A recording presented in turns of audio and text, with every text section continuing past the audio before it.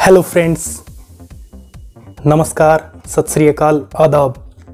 मैं आपका दोस्त पीटर एक बार फिर से आपके सामने मौजूद हूं आपके फेवरेट यूट्यूब चैनल पीटर हाजिर है पर। दोस्तों, आज हम बात करेंगे कि किस तरह से हमारे देश में जो किसानों का आंदोलन चल रहा है उसके बारे में किस तरह से इंटरनेशनल सेलिब्रिटीज़ खुल के बात कर रहे हैं, लेकिन हमारे जो सेलिब्रिटीज़ हैं वो किसानों के बारे में कुछ भी नहीं बोल रहे हैं। इसमें दोस्तों हम जानना चाहेंगे कि ऐसा बेसिकली क्यों हो रहा है। तो फ्रेंड्स, सबसे पहले तो हम बात करेंगे कि पिछले कुछ दिनों का जो घटनाक्रम है उसमें कौन कौन से वो इंटरनेशनल सेलिब्रिटीज़ हैं जिन्होंने हम जो प्रोटेस्ट चल रहा है उसके बारे में खुल के आवाज़ उठाई है। दोस्तों, इस लिस्ट में जो सबसे पहला नाम आता है वो आता है इंटरनेशनल पॉप स्टार बियोंसे का। जी हाँ दोस्तों, उन्होंने अपने ट्विटर हैंडल पर ये खुल के बोला है, कुछ ही समय पहले सबसे पुराना लोकतंत्र था, ट्रंप के समर्थकों ने हंगामा खड़ा कर दिया और दुनिया के सबसे पुराने लोकतंत्र की धज्जियां उड़ा दी। It was an international shame for United States of America. साथ ही बियोंसे ये भी ऐड करती हैं कि दुनिया के सबसे पुराने लोकतंत्र के बाद अब बारी आती है दुनिया के सबसे बड़े लोकतंत्र की। जी तो दोस्तों, बियोंसे ये कहती हैं कि दुनिया के सबसे बड़े लोकतांत्रिक देश में जहाँ किसान धरने पे बैठे हैं वहाँ पे इंटरनेट की सुविधाएं जो हैं उनको बंद कर दिया गया है। ये किस तरह का लोकतंत्र है? तंत्र का अर्थ है अपनी आवाज़ बुलंद करना।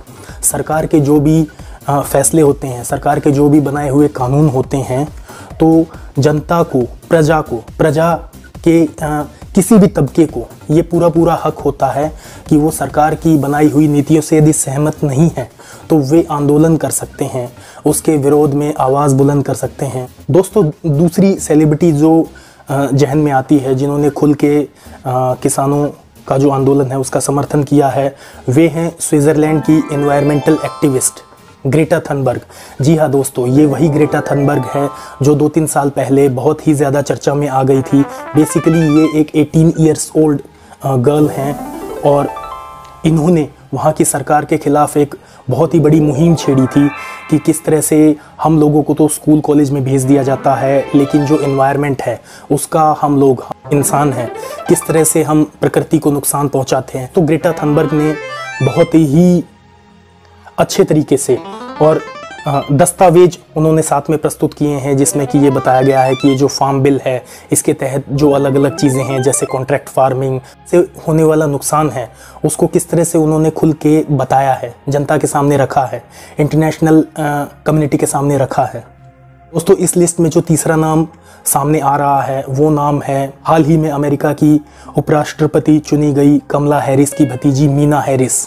जी हाँ दोस्तों, आपको ये जान के हैरानी होगी कि मीना हैरिस ने भी भारत में चल रहे इस किसान आंदोलन का बहुत ही पुरजोर समर्थन किया है और उन्होंने भी ये बात रखी है कि क्यों इन किसानों को इंटरनेट से वंचित किया जा रहा है, क्यों इनको सोशल मीडिया से दूर रखा जा रहा है। अब हम बात करते हैं अपने देसी सेलिब्रिटीज़ के बारे में, अपने इंडियन सेलिब्रिटीज़ के बारे में, जिनमें से कई तो ऐसे हैं जो अपने आप को बड़े गर्व से किसान पुत्र कहते हैं और हम कहते हैं कि हम किसान परिवार से हैं।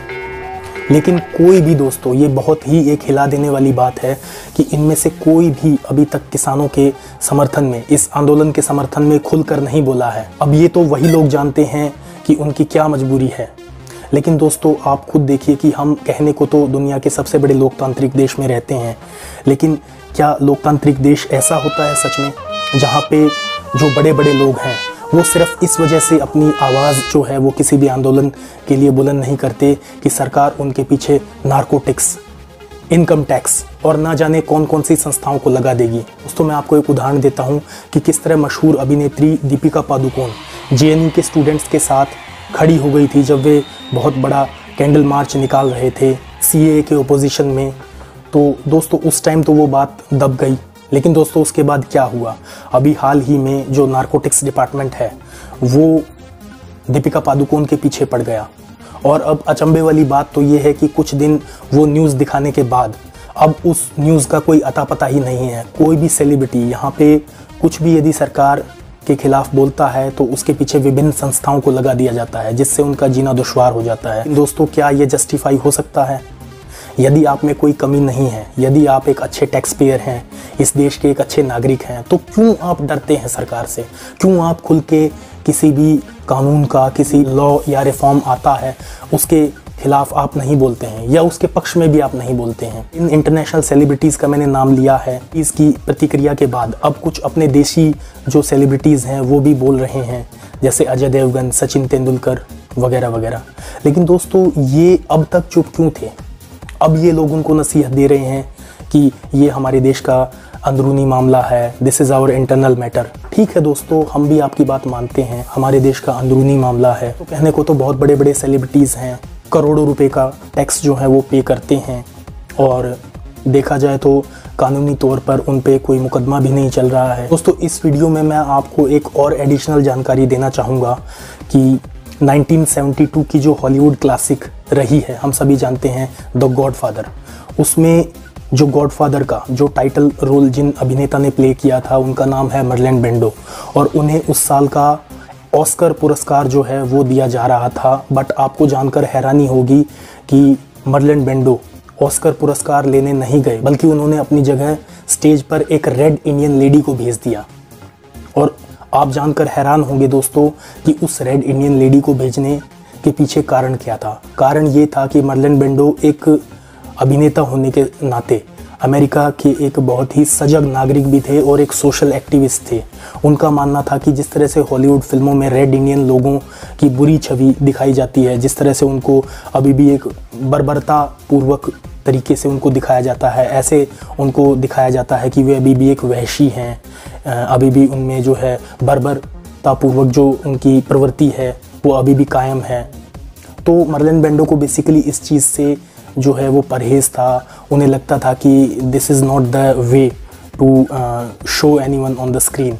तो इस वजह से, कैन यू बिलीव इट, कि इस वजह से उन्होंने उस साल का जो एकेडमी अवार्ड था, जो कि हर बड़े एक्टर का सपना होता है, वो उन्होंने ठुकरा दिया था। दोस्तों, हम चाहते हैं कि दुनिया के इतने बड़े लोकतंत्र होने के नाते हमारे जो सेलिब्रिटीज़ हैं उनको भी अपना निजी फ़ायदा ना देखते हुए जो है वो अच्छे बुरे के प्रति आवाज़ उठानी चाहिए। जो सरकार में जो नीतियाँ बन रही हैं, जो कानून बन रहे हैं और जो भी देश में हो रहा है, उस पे अपना मुंह सील के नहीं बैठना चाहिए। उन्हें अपनी आवाज़ बुलंद करनी चाहिए। बिल्कुल नवयुवक हैं, वो उनमें अपना आदर्श देखते हैं, उन्हें अपना आइडियल मानते हैं और वो ये एक्सपेक्ट करते हैं कि ये कुछ बोलें। तो इसी के साथ हमारा ये वीडियो समाप्त होता है।